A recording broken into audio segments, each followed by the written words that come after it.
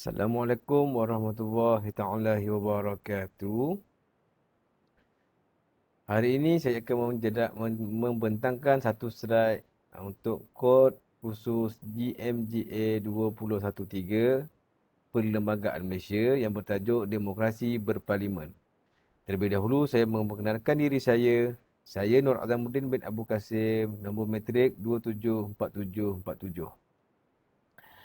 Untuk GMGA 2013 Perlembagaan Malaysia, demokrasi yang bertajuk Demokrasi Berparlimen, terdapat 7 struktur yang saya akan bentangkan. Yang pertama adalah pengenalan, yang kedua adalah konsep demokrasi berparlimen, ketiga struktur demokrasi berparlimen, yang seterusnya pelaksanaannya di Malaysia, kekuatan dan kelemahan, yang keenam analisis, cadangan perbaikan, dan terakhir adalah kesimpulan. Pengenalan. Demokrasi merujuk kepada rakyat memerintah atau menguruskan negara secara sendiri. Demokrasi berasal daripada dua perkataan Grik iaitu demos yang bermaksud rakyat, manakala kratria bermaksud pada pemerintahan. Demokrasi terbahagi kepada dua iaitu demokrasi secara langsung dan tidak langsung. Malaysia mengamalkan demokrasi yang unik kerana model demokrasi ala British yang diolah dan menerapkan konsep raja berperlembagaan yang menjadikan Malaysia sebagai sebuah negara demokrasi berparlimen dan raja berperlembagaan.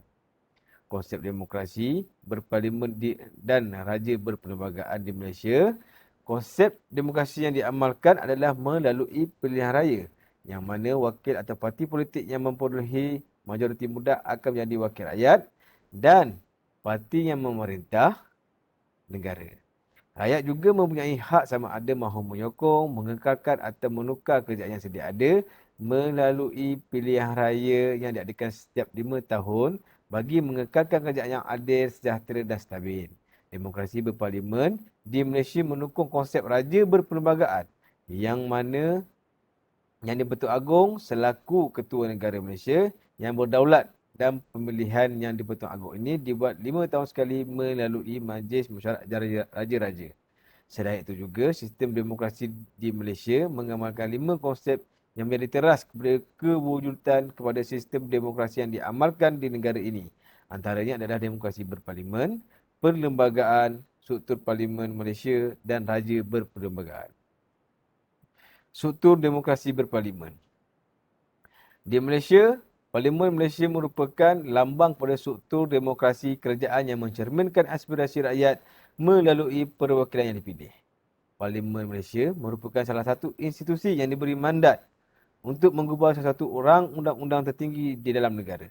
Dan bagi tujuan itu, perlunya ada 3 keperluan utama, iaitu yang di-Pertuan Agong, Dewan Negara dan juga Dewan Rakyat. Kewujudan negara Malaysia terhasil daripada penggabungan negeri-negeri Selat, negeri-negeri bersekutu, negeri-negeri bukan bersekutu, Sabah dan juga Sarawak. Pelaksanaannya di Malaysia. Perlembagaan merupakan satu undang-undang yang tertinggi di Malaysia. Sekiranya terdapat undang-undang yang bertentangan dengan undang-undang perlembagaan, maka secara automatik undang-undang tersebut akan terbatal dan undang-undang perlembagaan akan diguna pakai dalam satu kes ataupun isu kejadian. Yang kedua adalah parlimen. Parlimen merupakan entiti perorangan kerajaan yang mana parlimen berfungsi untuk membahaskan atau merangka atau menggubal rang undang-undang yang akan diusulkan di dalam Dewan Parlimen. Yang ketiga adalah pilihan raya, Suruhanjaya yang dilantik untuk menguruskan pelantikan pemerintah. Untuk SPR, setiap 5 tahun mereka akan buat pilihan raya umum. Dan yang keempat, pemerintahan demi mengekalkan demokrasi kuasa pemerintahan. Ini dipecah kepada 3 cabang iaitu Badan Legislatif, Badan Eksekutif dan Badan Kehakiman. Badan Legislatif merupakan badan berfungsi mengubah rang undang-undang.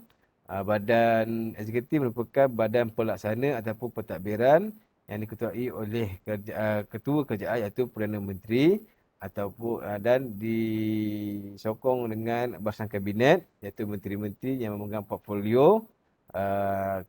Yang seterusnya adalah badan-badan kehakiman yang mana dia dianggotai oleh anggota hakim-hakim dan juga mahkamah-mahkamah yang di bawah parti pentadbirannya. Seterusnya adalah parti politik, parti yang dilantik untuk meneraju pemerintahan. Maknanya parti yang memenangi majoriti mudah dalam pilihan raya akan menjadi kerajaan.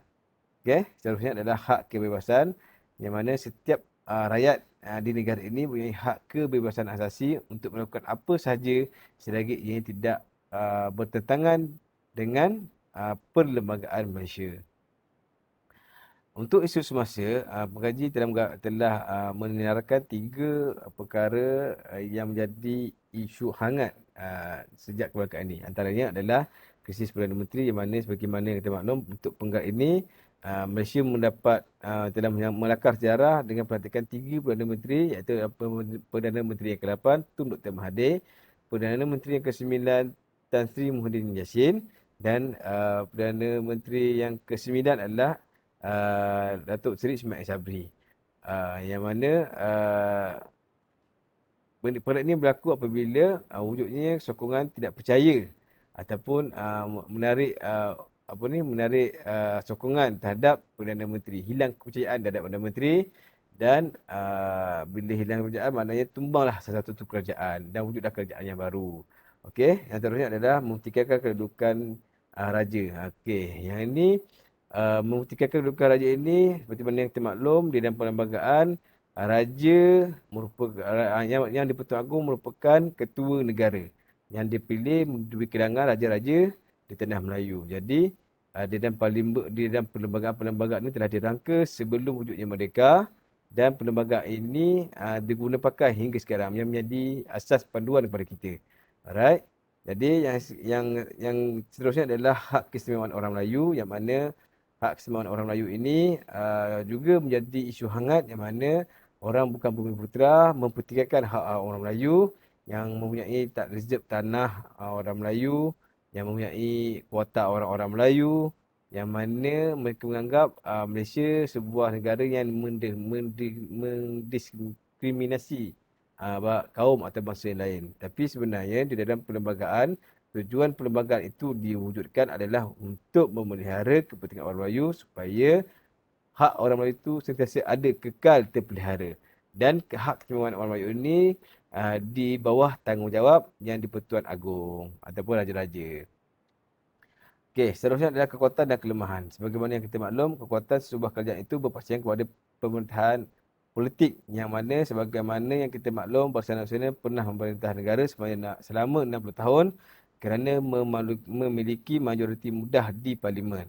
Namun, kelemahan dia juga sebuah negara pemerintahan itu boleh tumbang akibat hilangnya majoriti mudah apabila wakil rakyat mula berpaling tadah dengan melompat keluar ke parti politik yang lain disebabkan ketiadaan undang-undang yang menghalang mereka untuk berbuat demikian. Jadi seperti mana yang saya katakan tadi, jatuhnya Perdana Menteri itu adalah sebab hilang sokongan percaya terhadap Perdana Menteri tersebut dan wujudnya ke satu kerajaan yang baru. Okey, seterusnya analisis melalui pengumpulan data secara kualitatif oleh pengkaji melalui carian daripada laman sesawang, sesebuah negara boleh digelarkan demokrasi berdasarkan kepada ciri-ciri seperti berikut. Yang pertama adalah kebebasan bersuara dan berpersatuan, mengadakan pilihan raya dengan konsisten, mempunyai pemerintahan yang adil dan bebas, kebebasan hakim dan media massa, menghormati hak sama-sama kaum. Okey, sekiranya wujud ciri-ciri ini, maka sebuah negara itu bolehlah dikegelar sebagai negara yang demokrasi. Okey, baiklah seterusnya adalah cadangan penambahbaikan. Mencadangkan agar pihak Suruhanjaya Pilihan Raya Malaysia dengan kerjasama pelbagai kementerian dan jabatan kerajaan agar memperkasakan lagi kempen yang dijalankan bagi mewujudkan kesedaran dalam diri setiap jiwa rakyat Malaysia bahawa tanggungjawab rakyat sebagai penentu untuk masa depan sesebuah negara. Jadi untuk sekarang ni kerajaan memang telah berkempen namun kurangnya kesedaran di kalangan rakyat di negara ini untuk keluar mengundi. Dengan penambahbaikan ini maka akan berlaku penambahan jumlah pengundi di luar sana. Okey. Seterusnya adalah terakhir adalah kesimpulan. Demokrasi berparlimen merupakan elemen terpenting dalam membentukkan masa depan negara. Hal ini kerana elemen ini membabitkan pendebatan rakyat dalam membuat keputusan bersama. Sehubungan dengan itu, dengan wujudnya kesamaan dalam membuat keputusan juga mampu untuk menunjukkan pentadbiran negara dan sekaligus dapat mengubah imej negara di mata dunia. Okey, ini ibaratlah saya punya pembentangan pada malam ini. Saya sudahi dengan wabillahi taufiq wa hidayah. Assalamualaikum warahmatullahi wabarakatuh dan selamat malam. Sekian, terima kasih.